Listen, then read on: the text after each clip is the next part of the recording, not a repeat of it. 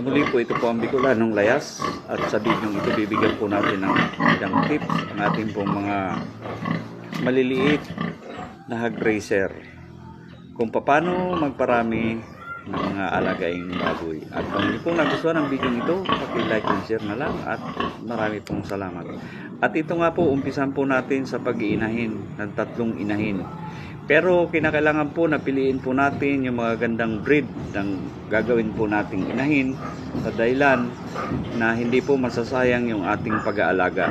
Kinakailangan maraming magbigay ng mga biik. At yan nga po, napili natin na yung mga inahin na yan ay nagbibigay po ng biik na mula 12 hanggang 16 na biik ang inilalabas.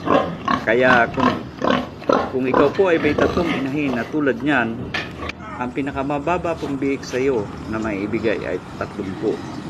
So yung pong 30 na yan na pwede mong gawing patiner, within 4 months, yan po ay sadyang malalaki na at ready for dispose. So dyan ka na rin po pipili ng iyong mga gagawing inahin upang maidagdag sa iyong inahin na alagain.